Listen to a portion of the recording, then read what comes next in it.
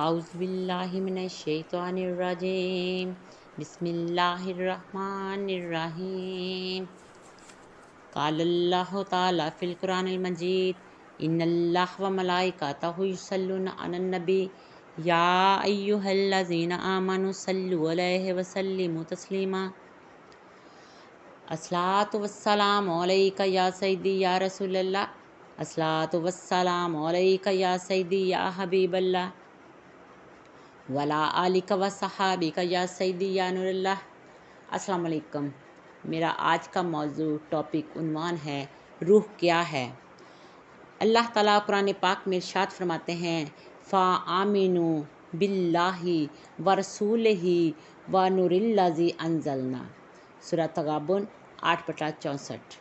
پس ایمان لاؤ ساتھ اللہ کے اور رسول اس کے اور اس نور کے کہ نازل کیا ہے ہم نے۔ اب ہم نے اس نور کو حاصل کرنا ہے۔ وہ نور کہاں ہے، کس شکل میں ہے اور نور کا حصول کیسے ہے؟ اللہ تعالیٰ نے خود فرمایا وَكَذَلِكَ أَوْحَيْنَا إِلَيْكَ رُوحًا مِّنْ أَمْرِنَا مَا كُنتَ تَدْرِي مَا الْكِتَابُ وَلَا الْإِيمَانُ وَلَكِنْ جَعَلْنَاهُ نُورًا نَهْدِي بِهِ مَن نَّشَاءُ مِنْ عِبَادِنَا، سورہ شورى 52/42۔ اور اسی طرح وحی کی ہم نے طرف تیری روح کو حکم اپنے میں سے نہیں جانتا تھا تو کیا ہے کتاب اور کیا ہے ایمان اور لیکن کیا ہے، ہم اس کو نور ہدایت دیتے ہیں، ہم اس کے جس کو چاہتے ہیں بندوں اپنے میں سے۔ اب معلوم ہوا کہ روح رب کی قدرت ہے، یہی حکم ہے، اسی کا نام کتاب ہے اور یہی ایمان ہے۔ شکل اس کی نور ہے، یہی رسی ہے، یہی نعمت عظمیٰ ہے اور یہی شان نزول ہے۔ اسی کا حصول ہمارا مقصد، ہماری منزل، ہماری معراج ہے۔ یہی نورانیت ہے، ربوبیت ہے، یہی نبوت ہے، یہی ولایت ہے اور اس کا ہی اپنے اللہ سے رابطہ ہے جو ہمہ وقت ہر جگہ قائم و دائم ہے۔ یہ شان نزول کب اور کہاں ہوا، اس کا نزول کے وقت کیا حکم ہوا اور کس شان میں اس کو مانا اور منوایا گیا، اس کا ماننے والا کیا ہوا اور نہ ماننے والا کیا۔ اللہ تبارک و تعالیٰ جل مجدہ نے روح کا شان نزول اور مقام وضاحت کے ساتھ فرمایا وَإِذْ قَالَ رَبُّكَ لِلْمَلَائِكَةِ إِنِّي خَالِقٌ بَشَرًا مِّن صَلْصَالٍ مِّنْ حَمَإٍ مَّسْنُونٍ فَإِذَا سَوَيْتُهُ وَنَفَخْتُ فِيهِ مِن رُّوحِي فَقَعُوا لَهُ سَاجِدِينَ فَسَجَدَ الْمَلَائِكَةُ كُلُّهُمْ أَجْمَعُونَ إِلَّا إِبْلِيسَ أَبَىٰ أَن يَكُونَ مَعَ السَّاجِدِينَ، سورہ الحجر 28/31/15۔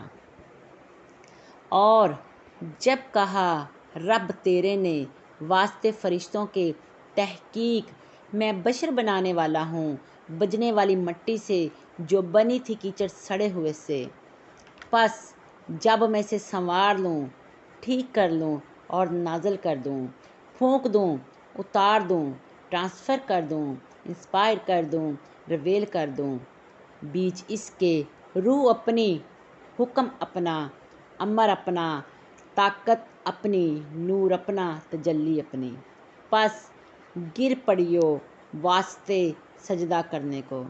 اس کے پس تمام فرشتے سجدہ میں گر گئے مگر عزازیل، جس کا نام بعد میں ابلیس اور شیطان مختلف زبانوں میں ہوا، وہ نہ ہوا سجدہ کرنے والوں میں سے۔ تو حکم ہوا اے ابلیس تو نے کیوں نہ کیا سجدہ؟ تو اس نے جواب میں کہا میں آگ ہوں، نوری ہوں، اس سے پہلے ہوں اور آپ اس بشر کو سجدہ کروا رہے ہیں جو میرے سامنے بنایا گیا مٹی سے۔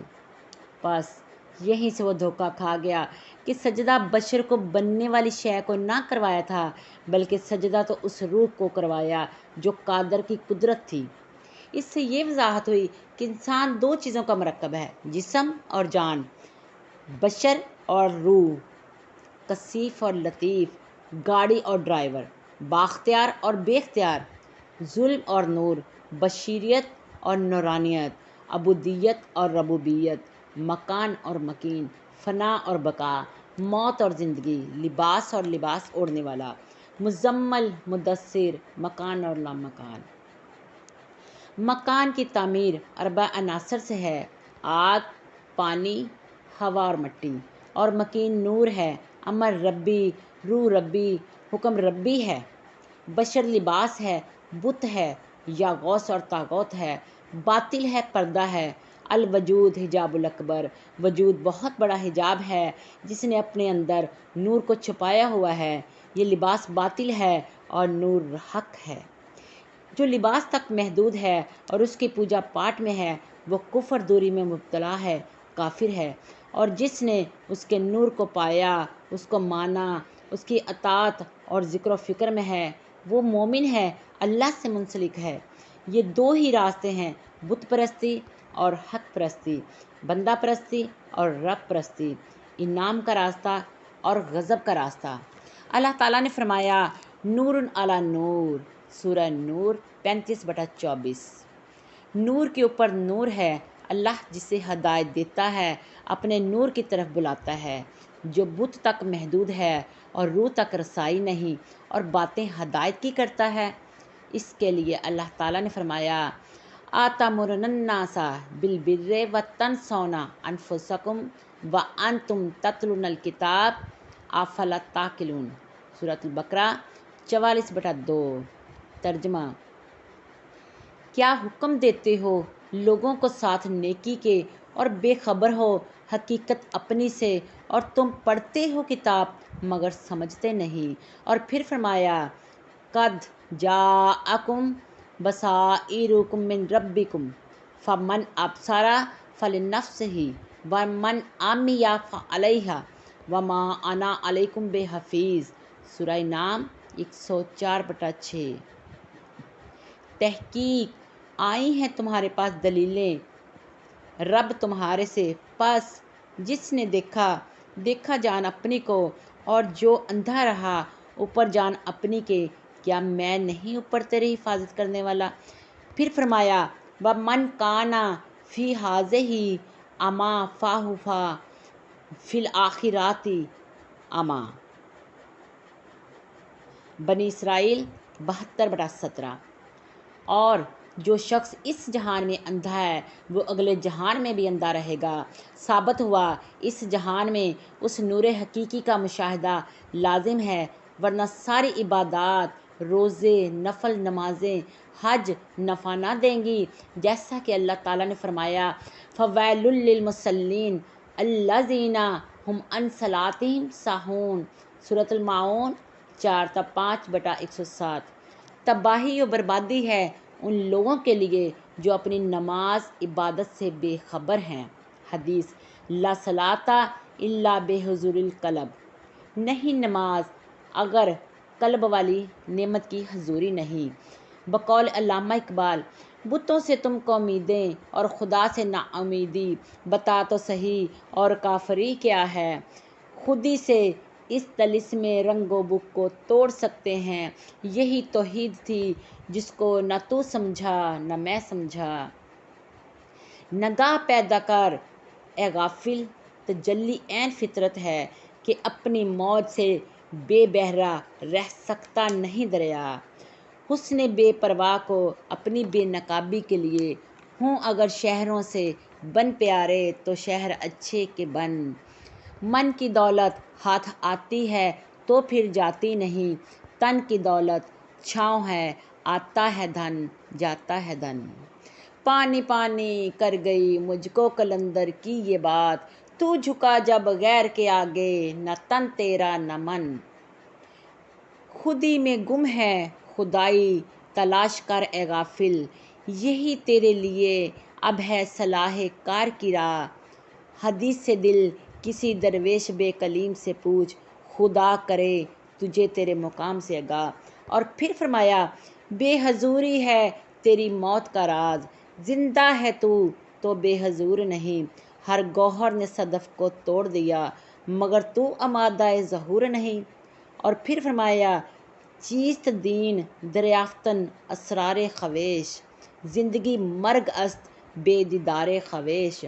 اور پھر فرماتے ہیں کبھی اے حقیقت منتظر نظر آ لباس مجاز میں، کہ ہزاروں سجدے تڑپ رہے ہیں میری جبیں نیاز میں۔ تو بچا بچا کے نہ رکھ اسے، تیرا آئینہ ہے وہ آئینہ، کہ شکستہ ہے تو عزیز تر ہے نگاہ آئینہ ساز میں۔ میں جو سر بسجدہ ہوا کبھی، تو زمین سے آنے لگی صدا، تیرا دل تو ہے صنم آشنا، تجھے کیا ملے گا نماز میں۔ لہٰذا ہر ایک جس نے اس راز کو پایا اس نے یہی صدا دی، جیسا کہ مولانا روم رحمۃ اللہ علیہ فرماتے ہیں گر نبوتی ذات حق اندر وجود، آب و گل را کے کند ملکاں سجود۔ ہیں ہزاروں جبرائیل اندر بشر، ہر بشر میں ہے نہاں عیسیٰ مگر۔ ظاہر اس کا خاک باطن نور ہے، باطن اس کا نور سے معمور ہے۔ تن ہے ہم چو سایہ جاں چو آفتاب، نور کا اس کے یہ سایہ حجاب۔ نور اس سائے کو دے گا جب جلا، پھر تو جلوہ پائے گا اس نور کا۔ قطرہ جاں کو فدا کر بحر جاں، تاکہ ہو تو بحر بے حد و کرام۔ اور حضرت بابا بلے شاہ رحمۃ اللہ علیہ فرماتے ہیں میں اپنی نو مار کے نکی کر کے کٹ، بھرے خزانے نور دے وچے بلے لٹ۔ اور پیر مہر علی شاہ رحمۃ اللہ علیہ فرماتے ہیں اس صورت نو میں جان آکھاں، جان آکھاں کہ جان نے جہان آکھاں، سچ آکھاں تے رب دی شان آکھاں، جس شان تو شاناں سب بنیاں۔ اور حضرت سلطان باہو رحمۃ اللہ علیہ فرماتے ہیں الف اے تن رب سچیدہ حجرا، وچ پا فقیرہ جھاتی ہو، نہ رکھ لوڑ تو خواج خضر دی، تیرے اندر آب حیاتی ہو۔ دھیان دا دیوا وچ بال ہنیرے، تیری لبے وسط کھڑاتی ہو، میں قربان انہاں تو باہو، جنہاں حق دی رمز پچھاتی ہو۔ اور حضرت بابا بلے شاہ رحمۃ اللہ علیہ فرماتے ہیں جے میں تینوں اندر ویکھاں تاں مقید جانا، جے میں تینوں باہر ویکھاں میرے اندر کون سمانا، میں بھی تو تے تو بھی تو، وچ بلا کون نہ مانا۔ اور میاں محمد بخش رحمۃ اللہ علیہ فرماتے ہیں ریت وجود تیرے وچ سونا ایویں نظر نہ آوے، ہنجواں دا گھت پانی دھوویں تے ریت مٹی رڑ جاوے۔ اور سید میرا بھیک رحمۃ اللہ علیہ فرماتے ہیں بھیکا بھوکا کوئی نہ ہر کی گٹھڑی لال، گرا کھولنا جان دے اس بدھ بئیے کنگال۔ علی حضیال القیاس فرماتے ہیں جن کھوجیا تن پایا، خالق گھٹ کے ماں، مورکھ لوگ نہ جاندے باہر ڈھونڈن جان، 100 سیانے اکو راہ،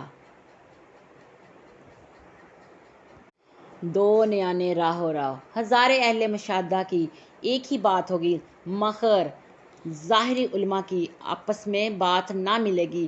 حقیقت یہ ہے کہ انسان کی اپنی تحقیق، اپنی پہچان، اپنا علم، اپنا دیدار، یہ حق کا دیدار مانا گیا ہے، کیونکہ ہر محقق نے دیدار روح قدسی حق کا دیدار مانا ہے، اور یہ دیدار صفاتی ہے جو کہ موصوف سے جداگانہ ہے، مگر اس علم لدنی اور مشاہدہ حق کی منزل کو طے کرنے کے لیے کسی کامل و اکمل مکمل ہادی و رہنما کی ضرورت ہے، جیسا کہ ارشاد خداوندی ہے یا ایھا الذین آمنوا اتقوا اللہ وابتغوا الیہ الوسیلۃ، المائدہ 35/5۔ اے لوگو جو ایمان لائے ہو میری طرف وسیلہ تلاش کرو۔ اور دوسری جگہ فرمایا وَمَن يُضْلِلِ اللَّهُ فَمَا لَهُ مِنْ هَادٍ، سورہ زمر 36/39۔ اور جس کو گمراہ کرے اللہ پس نہیں واسطے اس کے کوئی ہادی۔ اور تیسری جگہ فرمایا وَمَن يُضْلِلْ فَلَن تَجِدَ لَهُ وَلِيًّا مُرْشِدًا، سورہ کہف 18/18۔ اور گمراہ ہے وہ شخص پس ہرگز نہ پہنچے گا منزل کو جس کا دوست مرشد نہیں۔